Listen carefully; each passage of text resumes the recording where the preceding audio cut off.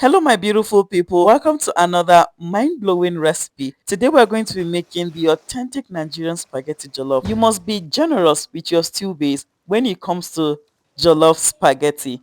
So guys, let's dive right into it. I'll start by putting on my heat sauce, then I'm going to put the pot on fire, add water to parboil my spaghetti. Well guys, this brand of spaghetti, oh my god, I love it. There's still another pasta I'm looking for. It's actually a foreign spaghetti.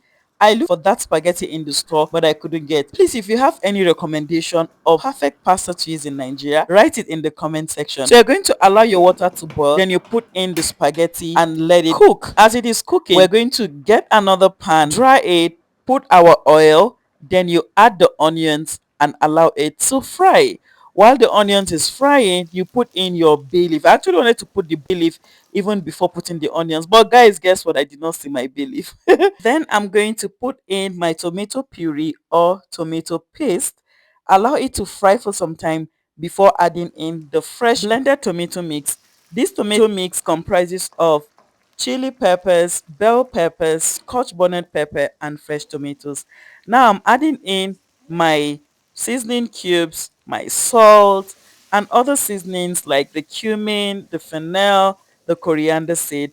You will now go ahead and add in just a little water to loosen your sauce. Allow it to cook for a while before adding in your spaghetti. So at this point, the spaghetti is soft already. There's no point adding water, guys, because your spaghetti is soft. Do not wash your spaghetti unless your spaghetti is too starchy. That is why I love this particular brand of spaghetti. You need to be careful mixing your spaghetti, and as you are mixing all the ingredients to combine, make sure you're doing that on a very low heat, else your spaghetti is gonna burn. And guys, the sweet part is adding the vegetables. Let me tell you something about these vegetables. Always soak your vegetables in hot water with a little salt for some time before you add it to your meal. Preferably saute your vegetables. I always love sauteing my vegetables before I use it for either fried rice or something like this recipe. Serve it while hot with either chicken wings or eggs. Thank you so much my beautiful people for making this amazing recipe with me. If today happens to be your first time of viewing on my channel, please do well to subscribe, like the video, share the video. I am definitely going to be seeing you guys in my next recipe. Stay blessed, stay lifted. I love you and God bless you. Bye guys.